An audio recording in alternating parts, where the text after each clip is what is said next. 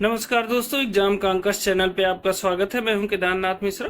दोस्तों, यह समय हमारी डेली करंट अफेयर्स की वीडियो का है। पिछले 2-3 दिनों में अत्यधिक व्यस्तता के कारण 23 अगस्त, 24 अगस्त और 25 अगस्त की डेली करंट अफेयर्स की वीडियो नहीं आ पाई थी। तो चलिए आज इन तीनों दिनों की महत्वपूर्ण परीक्षा उपयोगी खबरों को देख लेते हैं। चलिए सबसे पहले 23 अगस्त की महत्वपूर्ण परीक्षा उपयोगी खबरों को देखते हैं।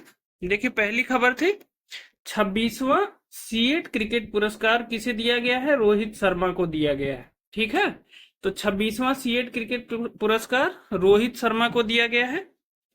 दूसरी महत्वपूर्ण खबर थी एडीबी यानी एशियन डेवलपमेंट बैंक। एडीबी ने महाराष्ट्र सरकार ने किस बैंक से स्वास्थ्य सेवा को बढ़ावा देने के लिए $500 मिलियन का ऋण लेने का समझौता किया है? तो वह एडीबी से किया है। ठीक है ना। एडीबी का जो फुल फॉर्म है वो क्या है? Asian development bank. और किस सरकार ने किया है? महाराष्ट्र सरकार ने स्वास्थ्य सेवा को बढ़ावा देने के लिए। और कितने धन का किया है? $500 मिलियन के ऋण का समझौता किया। ठीक है, चलिए तीसरी महत्वपूर्ण खबर देख लेते हैं। भारत के किस राज्य में सबसे ज्यादा ईवी चार्जिंग स्टेशन स्थापित किया गया है? तो वो है कर्नाटक। अब देखिए, ये प्रश्न बहुत इंपॉर्टेंट है, सभी परीक्षाओं में ये प्रश्न पूछा जाएगा, क्योंकि इस समय इलेक्ट्रॉनिक व्हीकल की संख्या आप देख रहे होंगे दिनों दिन बढ़ रही है। तो इलेक्ट्रॉनिक व्हीकल बढ़ने से जैसे तेल के लिए पेट्रोल पंप होते हैं, वैसे चार्जिंग स्टेशनों की स्थापना की जाएगी, क्योंकि इन्हें चार्ज किया जाएगा इलेक्ट्रॉनिक व्हीकल को। तो भारत के किस राज्य ने सबसे ज्यादा इलेक्ट्रॉनिक व्हीकल चार्जिंग स्टेशन स्थापित कर लिया है अब तक? तो कर्नाटक है। ये बहुत इंपॉर्टेंट प्रश्न है, इसको मैं पहले से इंपॉर्टेंट लगा देता हूं, आप इसे नोट कर लीजिएगा। और अगर आप इसे नोट न कर पाए तो इसकी पीडीएफ ले लीजिएगा, जिसके लिए आपको हमारा टेलीग्राम चैनल ज्वाइन करना होगा। और टेलीग्राम चैनल का लिंक हमने डिस्क्रिप्शन बॉक्स में दे दिया है, वहां से जाके आप इस पीडीएफ को डाउनलोड कर सकते हैं। ठीक है, चलिए चौथी महत्वपूर्ण खबर की तरफ चलते हैं। भारत के दूसरे 700 मेगावाट के स्वदेशी न्यूक्लियर रिएक्टर को कहां पर चालू किया गया है? तो देखिए, भारत का ये दूसरा 700 मेगावाट का स्वदेशी न्यूक्लियर रिएक्टर है और यह चालू किया गया है गुजरात के काकरापार परमाणु ऊर्जा स्टेशन में। ठीक है ना। तो काकरापार परमाणु ऊर्जा स्टेशन कहाँ है? गुजरात में है। अक्सर मिलान करने में ये प्रश्न आता है कि काकरापार परमाणु ऊर्जा स्टेशन कहाँ है, तो वह है गुजरात में। और यहीं पर 700 मेगावाट का ये जो है स्वदेशी न्यूक्लियर रिएक्टर को चालू किया गया है। ठीक है ना। पांचवी महत्वपूर्ण खबर देख लेते हैं। देखिए, फेस मैच नामक आर्टिफिशियल इंटेलिजेंस या एआई का फेस रिकॉग्निशन टूल लॉन्च करने वाला बैंक कौन सा है? वो है एयरटेल पेमेंट बैंक। अब देखिए, फेस मैच का ये टूल से क्या मतलब है?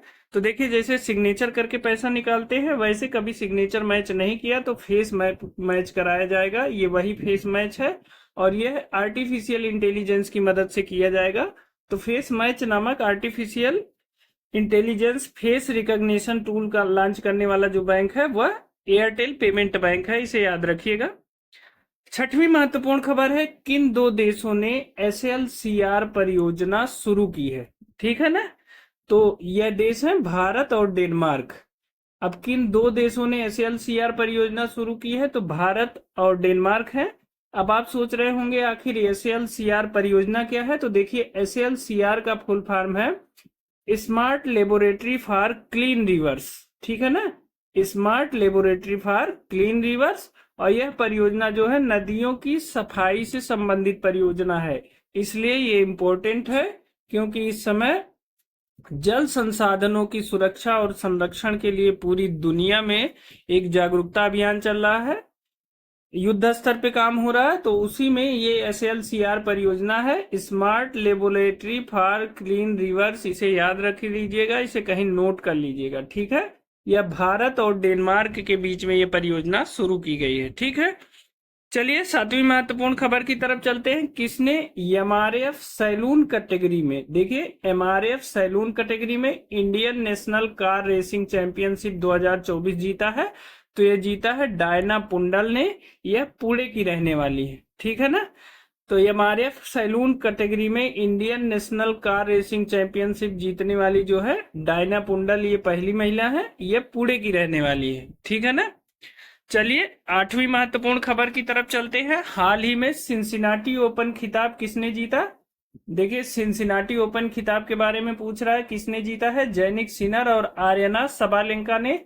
ये दोनों किस देश की हैं? आप इन्हें सर्च करके नोट करिएगा, ठीक है ना। यह दोनों किस देश की हैं ये याद रहना चाहिए। तो आप स्वयं हमको कमेंट करके बताइए कि जैनिक सिनर और आर्यना सबालेंका किस देश की हैं। इन्होंने सिंसिनाटी ओपन खिताब जीता है, ठीक है। देखिए 9वीं खबर की तरफ चलते हैं। हाल ही में एनएसओ द्वारा जारी एक रिपोर्ट के अनुसार देश में बैंक जमा कुल राशि में महिलाओं की भागीदारी कितनी है? तो वह है 21%। अब देखिए हाल ही में एनएसओ ने एक रिपोर्ट दिया है जिसमें बताया गया है कि इस समय देश में जितने धन जमा है, पूरी टोटल जितना धन जमा है उसमें से 21% की मालकिन महिलाएं हैं। मतलब 21% धन महिलाओं के नाम से जमा है, ठीक है ना। तो ये बहुत इंपॉर्टेंट है कि कुल जमा धन में 21% महिलाओं का है, ठीक है ना। चलिए आज के देखिए 23 अगस्त की खबरें समाप्त हुई। अब 24 अगस्त के जो महत्वपूर्ण परीक्षा उपयोगी तथ्य थे उनकी तरफ चलते हैं। 24 अगस्त के तथ्यों में पहला है सकल पर्यावरण उत्पाद सूचकांक शुरू करने वाला भारत का पहला राज्य। देखिए याद रखिएगा इसे, सकल पर्यावरण उत्पाद सूचकांक शुरू करने वाला भारत का पहला राज्य कौन बना है? तो यह है उत्तराखंड, ठीक है। ये बहुत इंपॉर्टेंट है, ये अक्सर परीक्षाओं में पूछा जा सकता है। सकल पर्यावरण उत्पाद सूचकांक शुरू करने वाला भारत का पहला राज्य है, ये भी इंपॉर्टेंट है। पहला राज्य है उत्तराखंड, इसे याद करिएगा, नोट कर लीजिएगा कहीं, ठीक है। दूसरी महत्वपूर्ण खबर है भारत के किस राज्य में एमपॉक्स के खतरे को लेकर अलर्ट जारी किया गया है? तो वह है केरल। देखिए एमपॉक्स के जो बीमारी है उसके वायरस के खतरे को लेकर जो है अलर्ट जारी किया गया है केरल राज्य में, ठीक है ना। तीसरी महत्वपूर्ण खबर है भारत का कौन सा राज्य ऑनलाइन समन और वारंट जारी करने के लिए नियम को अधिसूचित करने वाला भारत का पहला राज्य बना? देखिए ये बहुत इंपॉर्टेंट है कि ऑनलाइन समन और वारंट जारी करने के नियम को अधिसूचित करने वाला भारत का पहला राज्य कौन सा बना? वो बना मध्य प्रदेश, ठीक है ना। ये इंपॉर्टेंट है, ऑनलाइन समन और वारंट जारी करेगा मध्य प्रदेश। ऑनलाइन समन मिल जाएगा, कोई घर लाके पहुंचाने वाला नहीं है, इसमें ऑनलाइन ही दिया जाएगा। यह भारत का पहला राज्य बना है मध्य प्रदेश, ठीक है ना। चलिए चौथी महत्वपूर्ण खबर की तरफ चलते हैं। रूसी तेल का सबसे बड़ा आयातक देश कौन सा है? तो वह हो गया है भारत। देखिए पहले रूस से सबसे ज्यादा तेल आयात करने वाला देश था चीन, लेकिन हाल ही में भारत ने चीन को पीछे छोड़ दिया है और रूस से सर्वाधिक तेल आयात करने वाला देश इस समय भारत हो गया है। आप जानते हैं कि रूस और यूक्रेन का युद्ध चल रहा है। दुनिया चाहती है कि कोई देश उसके साथ व्यापार न करे, लेकिन भारत की यह कूटनीति है कि सबके विरोध के बावजूद भारत रूस से अपने हितों के संरक्षण के लिए तेल खरीद रहा है। चूंकि रूस उसे सस्ते दरों पे तेल दे रहा है तो भारत उसे खरीद रहा है और दुनिया भारत की तरफ देख रही है लेकिन कुछ कर नहीं पा रही है, ठीक है। ये भारत की कूटनीति का प्रभाव है। तो रूसी तेल का सबसे बड़ा आयातक देश हो गया भारत, चाइना दूसरे नंबर पे आ गया है, ठीक है। चलिए पांचवी महत्वपूर्ण खबर की तरफ चलते हैं। खेलो इंडिया द्वारा अस्मिता योगासन लीग, कौन सी लीग? अस्मिता योगासन लीग कहाँ शुरू की गई है? तो यह बिहार के पाटलिपुत्र में शुरू की गई है, ठीक है। तो खेलो इंडिया द्वारा अस्मिता योगासन लीग की शुरुआत कहाँ की गई है? बिहार के पाटलिपुत्र में की गई है। छठे महत्वपूर्ण तथ्य की तरफ चलते हैं। लुसाने डायमंड लीग में कितने मीटर थ्रो के साथ नीरज चोपड़ा ने अपना ही रिकॉर्ड तोड़ा है? देखिए लुसाने डायमंड लीग अभी हाल ही में हो रहा है, इसके कितने मीटर थ्रो के साथ नीरज चोपड़ा ने अपना रिकॉर्ड तोड़ा है? तो देखिए 89.49 मीटर का थ्रो उन्होंने फेंका है।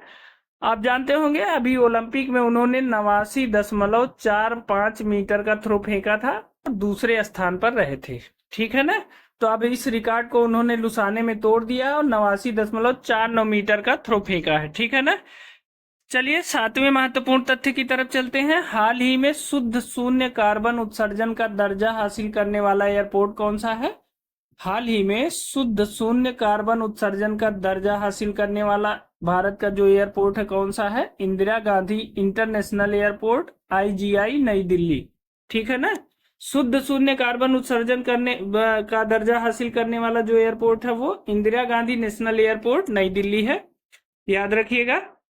8वां महत्वपूर्ण तथ्य है, हाल ही में 2 दिवसीय भारत यूरोपीय संघ क्षेत्रीय सम्मेलन कहाँ हुआ?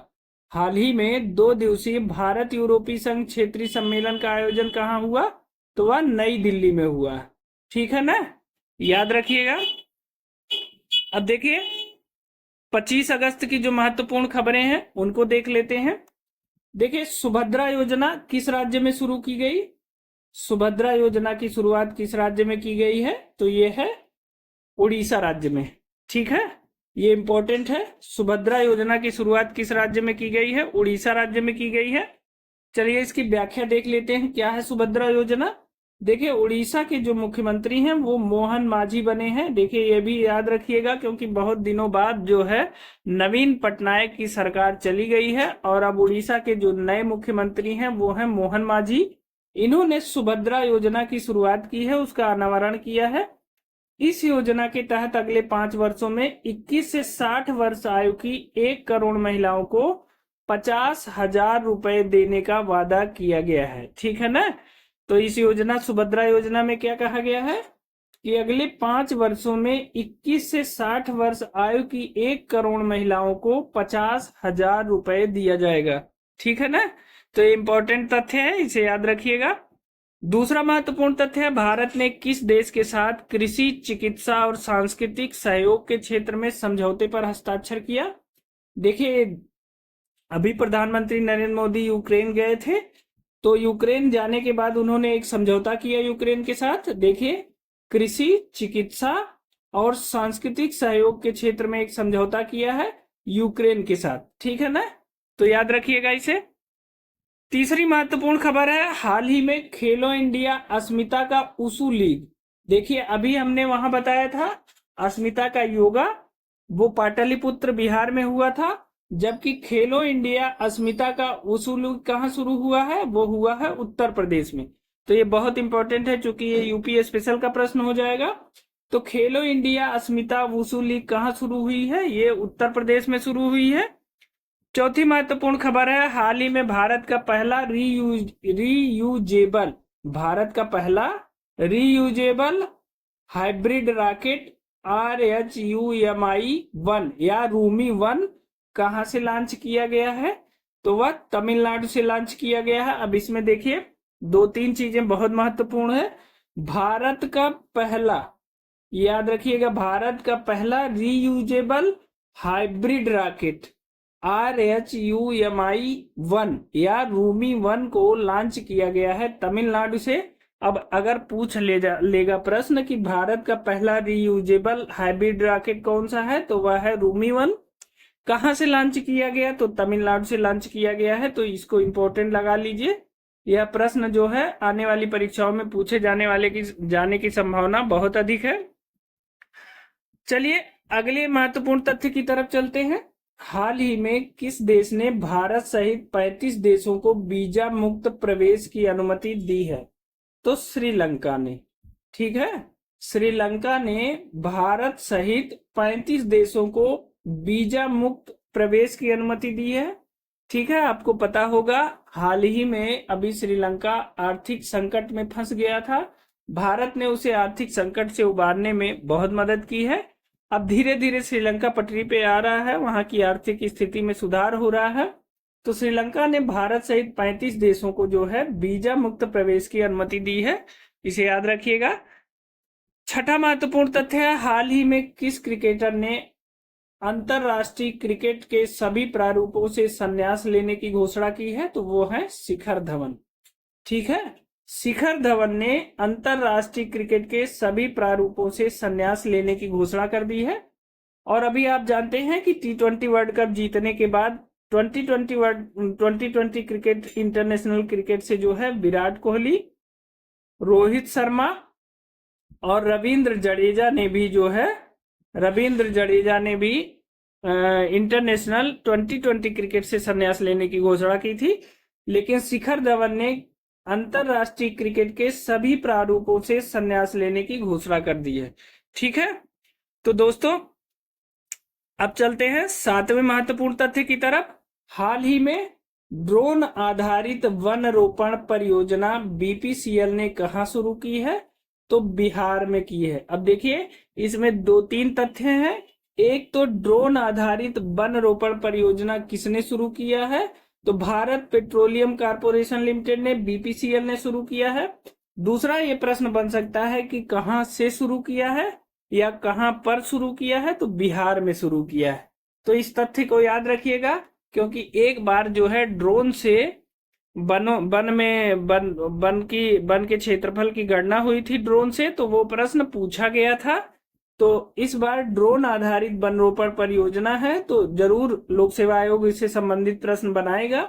तो ड्रोन आधारित वन रोपण परियोजना बीपीसीएल ने कहा शुरू किया है? बिहार में शुरू किया है। ठीक है, याद रखिएगा। देखिए भगवान हनुमान जी की 90 फीट ऊंची कांस्य प्रतिमा का अनावरण किस देश में हुआ है? आपको बताना है कि भगवान हनुमान जी की 90 फीट ऊंची कांस्य प्रतिमा का अनावरण हाल ही में किस देश में हुआ है? तो टेक्सास यूएसए में हुआ है। ठीक है ना, तो हनुमान जी की 90 फीट ऊंची कांस्य प्रतिमा का अनावरण कहाँ हुआ है? टेक्सास यूएसए में हुआ है। ठीक है ना, तो दोस्तों ये थे हमारे 23, 24 और 25 अगस्त के महत्वपूर्ण परीक्षा उपयोगी तथ्य थे, जो हम डेली करंट अफेयर्स के रूप में आपके सामने प्रस्तुत किए। आपको ये तथ्य कैसे लगे हमें कमेंट करके जरूर बताइएगा, और अगर आपको ये वीडियो पसंद आई है तो वीडियो को लाइक जरूर करिएगा। साथ ही आप इन तथ्यों की पीडीएफ लेने के लिए हमारे टेलीग्राम चैनल को ज्वाइन कर लीजिए। टेलीग्राम चैनल का लिंक हमने डिस्क्रिप्शन बॉक्स में दे दिया है। हमारे टेलीग्राम चैनल पर इन तथ्यों को पीडीएफ रूप में दिया गया है, आप वहां से इसे डाउनलोड कर सकते हैं।